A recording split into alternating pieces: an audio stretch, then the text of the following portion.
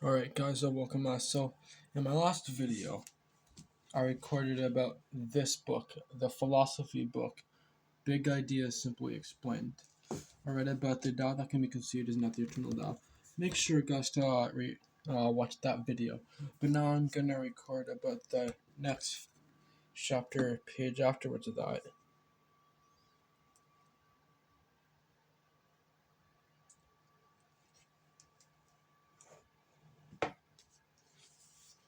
Alright, this is the little opening beginning part of it. Skip all this. Introduction. What we got quotes over here.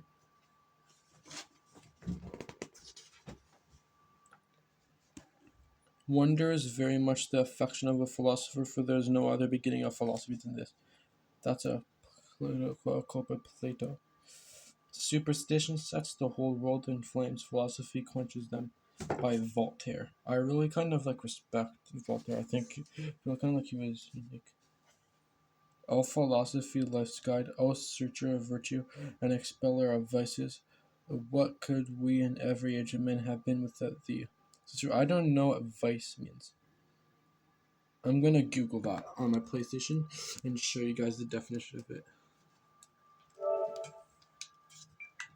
Give me a second. Vices meaning.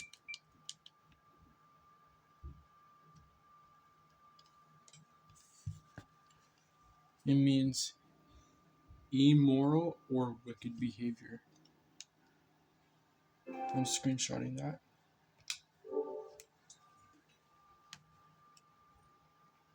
Guys.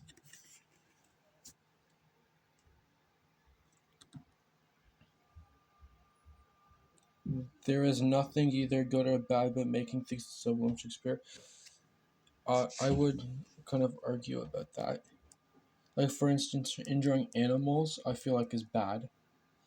Like if you didn't like, I feel like thinking makes it so. Yeah, that I can see how this could be used. But I would say that if you feel guilty for something, a bad that he did something bad. If you don't regret it, then it wasn't a bad thing. And maybe it was good. If you don't feel anything from it, it was neither good nor bad. But if you feel happy from doing it, then it's good. But if it makes you happy, it's good. It might be bad for somebody else, but who cares? Maybe somebody cares. I care, but still. Skepticism is the first step towards truth. Dennis Diderot. I have no clue what skepticism means. I'm Googling that real quick. I'm not going to show the screen, so I want to see what it says.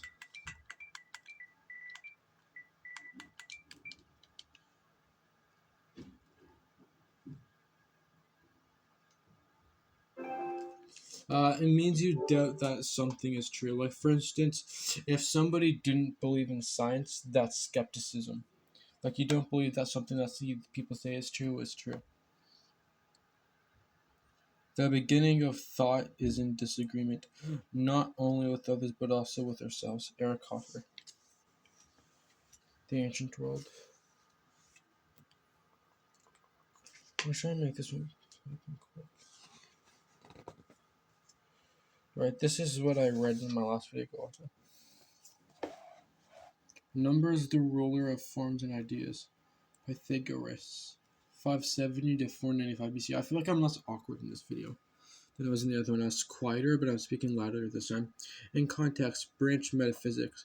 Approach Pythagoreanism. Now it kind of looks like my hands are dirty, but they're not. I'm just all skin tone. My skin is colored this way, just so you guys know. Thales is proposing a non-religious explanation of the cosmos after Heraclitus dismisses the Pythagoreanism and says that the cosmos is going to be changed. And Plato introduces the concept of perfect forms, which are revealed to the intellect and not to the senses.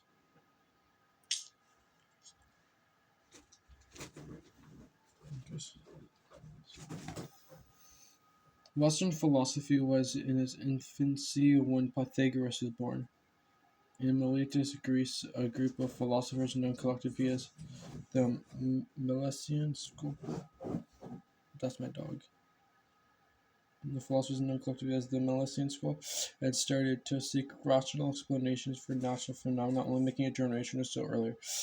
Marking the beginning of the Western philosophical tradition, Pythagoras spent his childhood not far from Miletus, so it is very likely that he knew of them, and may even have studied in their academy. Like Thales, the founder of the Milesian school, Pythagoras is said to have learnt the rudiments of geometry during a trip to Egypt. With this background, it is not surprising that he should approach philosophical thinking in a scientific and mathematical way. You could think of it in a scientific and mathematical way, but I usually think of this philosophy in a spiritual way. I'm a very egonostic person, which means very spiritual. The Pythagorean Academy. Pythagoras Pythagoras was also, however, a deeply religious and superstitious man. He believed in reincarnation and the transmission of souls, and he established a religious cult with classes of virtual messiah. In Croton, southern Italy, his disciples lived in a collective commune. Guys, I have a book about the Aquarius horoscope for 2023. Let me know in the comments if you want me to read it to you guys. Following strict behavioral and dietary rules. Let's find out what dietary means. Ignore my background.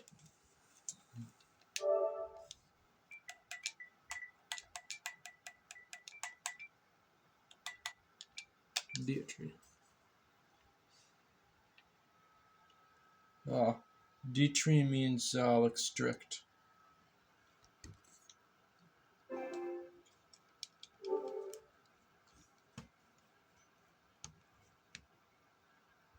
So my controller doesn't fall off my games over there.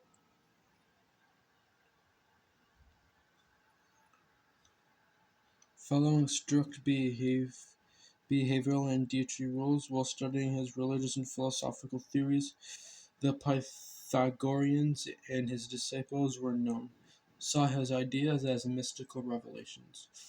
To the extent that some of the discoveries attributed to him as uh, revelations with the bunny ears. Revelations may in fact have come from others in the community. His ideas were recorded by students who included his wife, Theano of Cortona, and daughters. The two sides of Pythagoras' belief, the mystical and the scientific, seem to be irreconcilable. That means like they're not going back together. They don't care about each other anymore. Yeah, but Pythagoras himself does not see them as contradictory. For him, the goal of life is freedom from the cycle of reincarnation, which can begin by adhering to strict set of behavior rules and by contemplation of what we would call objective scientific thinking, geometry, and mathematics. He found truth that he regarded. I disagree with this. Life of freedom, which the cycle of reincarnation, which can can begin by strict set of behaviors. I can't understand. I cannot understand this man's thinking. The strict rules to gain freedom. I feel like those are kind of oxymorons. Like rules and freedom don't go together. Now, there's a difference between anarchy and freedom. Actually, as so I'm understanding my thinking. Giving yourself rules doesn't mean you're getting rid of freedom. Yeah, it's the discipline is still good. So yeah, but still, mathematics he regarded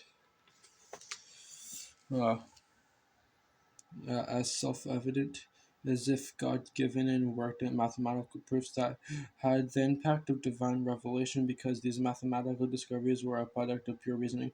Uh,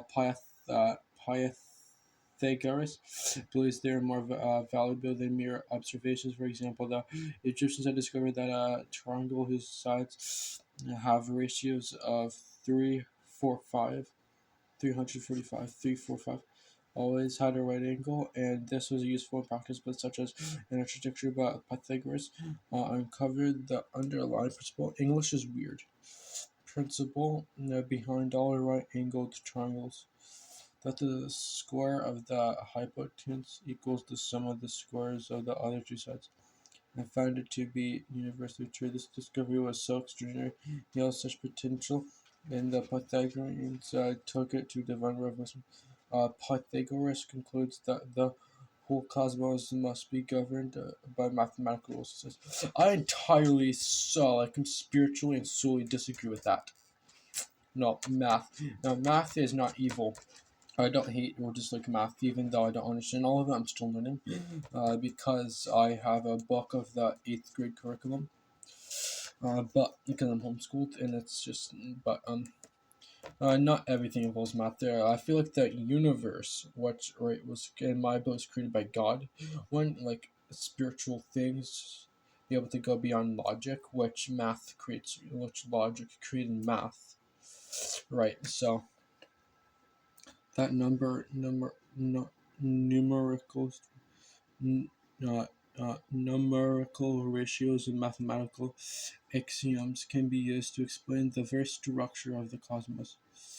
He does not totally dismiss the Milesian idea that the universe is made up out of one fundamental substance, but he shifts the inquiry from substance to form. This was such a profound change in the way of looking at the world that we should probably forgive Pythagoras and his disciples for getting somewhat carried away and giving numbers a mystical significance. Though exploring the relationship between numbers and geometry, they discovered that the square numbers and cube numbers that we speak of today. But they also attributed characteristics to them, such as good to the even numbers and evil to the odd ones. This dude is wrong, in my opinion. In my opinion, this man is wrong. Let me skip them. In my opinion, bunny ears, this dude is way wrong. And even sorry for that. Still take it seriously. And even specifics such as justice to the number 4 and so on. The number 10 in the form is tetradex a triangular shape made up of the rows of dots had a particular significance in Pythagorean ritual. Less contentiously, they saw the number at 1 as a single point, a unity from which other things could be derived. The number 2 in this way of thinking was a line, number 3 a surface or plane, and 4 a solid correspondence with our modern concept of dimensions is obvious. The Pythagorean explanation of the creation of the universe followed a mathematical pattern on the unlimited, the infinite that existed before the universe. God it imposed a limit so that all exists came to have an actual size. In this way, God created a measurable unity from which everything else is. Pythagoras has such a small mind. Either that or his mind is too big for me to understand it. Maybe I'm the small minded one in this situation and I can't understand what he's saying. But in my perspective, this dude is small minded and is basically just reminds me of my first grade teacher and says that nothing can't happen without math. And I'm pretty sure that is falsifiable. Numerical harmonies. Pythagoras is more Pythagoras' most important discovery was the relationships between numbers, the ratios and proportions. This was reinforced by his investigations into music, good, and in particular to the relationships between notes that sounded pleasant together. The story goes that he first stumbled into this idea when listening to Blasphemics at work. When one had an anvil half the size of the others, and the sounds they made when hit with the hammer were exactly an octave, 8 notes apart. While this may be true, it was probably by experimenting with plucked string. Give me a second, let me grab plucked string that Pythagoras determined the ratios of the cause uh, consonant intervals. Intervals. The number of notes between notes that determines whether they will sound harmonious if struck together. What he discovered was that these intervals were harmonious because the relationship between them was a precise and simple mathematical ratio. The series, which we now know as their harmonic series, confirmed for him that the elegance of this mathematics he had found in abstract geometry also existed in the natural world. The stars and elements. Pythagoras had now proved not only that the structure of the universe can be explained in mathematical terms. Number is the rule of all forms. I feel like this is a scientist and I can't understand him because I'm small-minded in this situation. But also that acoustics is an exact science and number governs harmonious proportions. He then started to uh, apply his theories to the whole cosmos, demonstrating the harmonic relationship of the stars, planets, and elements. His idea of harmonic relationships between the stars were eagerly taken up by medieval and Renaissance astronomers, who developed whole theories around the idea of the music of the spheres. And his suggestion that the elements were arranged harmoniously was revisited over 2,000 years after his death.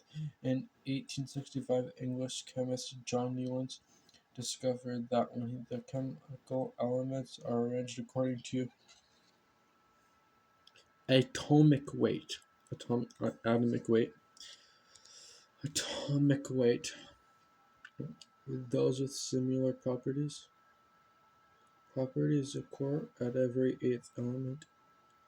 Like notes of music, this discovery became known as the law of octaves, and it helped lead to the development of the periodic law of chemical elements still used today. Pythagoras also established the principle of deductive reasoning, which is the step-by-step process of starting with self-evident axioms as 2 plus 2 equals 4. Okay, I understand where this is sort of going now. To build toward a new conclusion of fact.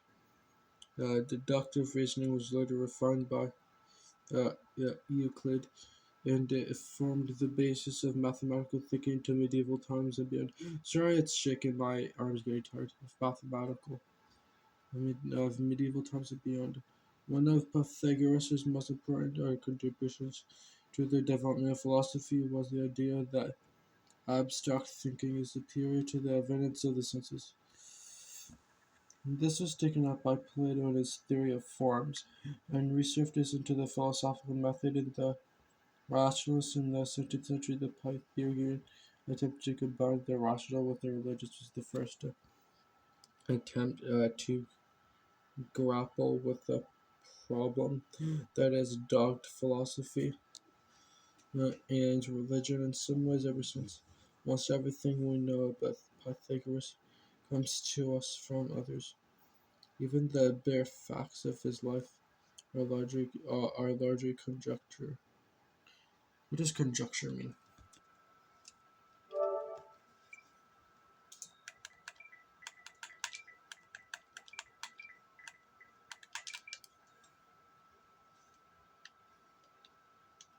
Okay, it means when you have an opinion without having all the knowledge on the subject.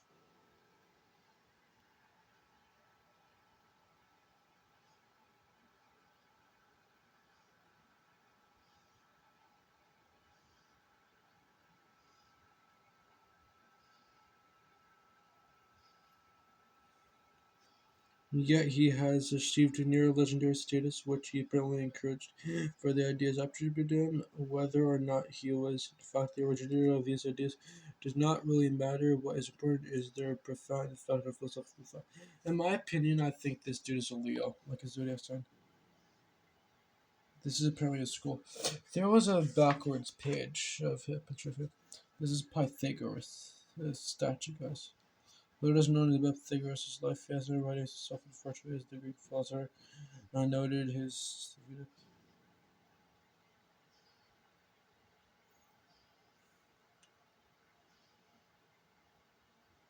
the age of 40, he set up a community around 300 people. Happy as he is over community ago. We're gonna get with that this next video. But for now, guys, peace. Be